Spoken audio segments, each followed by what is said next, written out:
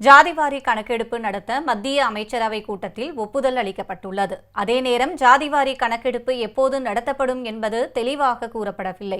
இந்த அறிவிப்பு பீகார் மாநில தேர்தலில் மையப்படுத்தி வெளியிடப்பட்டிருக்கிறதா என்கிற கேள்வியும் எழுந்திருக்கிறது.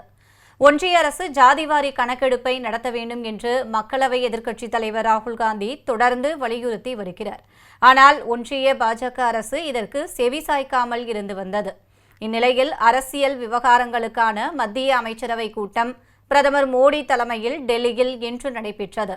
இந்த கூட்டத்தில் எடுக்கப்பட்ட முடிவுகளை ஒன்றிய அமைச்சர் அஸ்வினி வைஷ்ணவ் அறிவித்தார். மக்கள் தொகை கணக்கெடுப்பின் போது ஜாதிவாரி கணக்கெடுப்பு எடுக்கப்படும் என்றும் மாநிலங்கள் தனியாக இந்த கணக்கெடுப்பை நடத்த வேண்டியது அவசியமில்லை என்றும் கூறினார். இந்த ஆண்டு பீகார் தேர்தல் நடைபெறவுள்ள நிலையில் இந்த திடீர் அறிவிப்பு தேர்தலை மையமாக வைத்து வெளியிடப்பட்டிருப்பதாக விமர்சிக்கப்படுகிறது. மக்கள் தொகை கணக்கெடுப்பு எப்போது தொடங்கும் என்று அறிவிக்காமல் ஜாதி விவரம் சேகரிக்கப்படும் என்று மட்டும் திடீர் அறிவிப்பு வெளியிடப்பட்டுள்ளது. கடந்த பிப்ரவரியில் தாக்கல் செய்யப்பட்ட பட்ஜெட்டில் மக்கள் தொகை கணக்கெடுப்புக்கான நிதி ஒதுக்கப்படவில்லை என்பதும் குறிப்பிடத்தக்கது.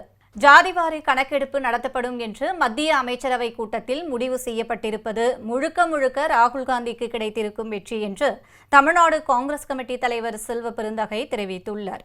இது தொடர்பாக வசந்த் செய்திகளுக்கு அவர் தொலைபேசி வாயிலாக தெரிவித்த கருத்துக்களை தற்போது பார்க்கலாம். ஜாதிவாரி கணக்கெடுப்பு எடுக்கப் போவதாக ஒன்றிய அரசு தன்னுடைய அமைச்சரவை கூட்டத்தின் முடிவில் அறிவித்திருக்கிறார்கள். இது முழுக்க முழுக்க காங்கிரஸ் பேரியக்கத்தின் எதிர்கட்சி தலைவர், இந்த தேசத்தின் எதிர்கட்சி தலைவர் ராகுல் காந்தி அவர்களுக்கு கிடைத்த வெற்றியாக நாங்கள் பார்க்கிறோம். தமிழ்நாட்டில் திராவிட முன்னேற்ற கழக தலைவர் மாண்பு முதலமைச்சர் உட்பட அனைத்து தலைவர் பெருமக்களும், ஜனநாயக சக்திகளும், சமூக நீதி மேல் பற்றுள்ளவர்களும் எல்லோரும் குரல் கொடுத்தார்கள்.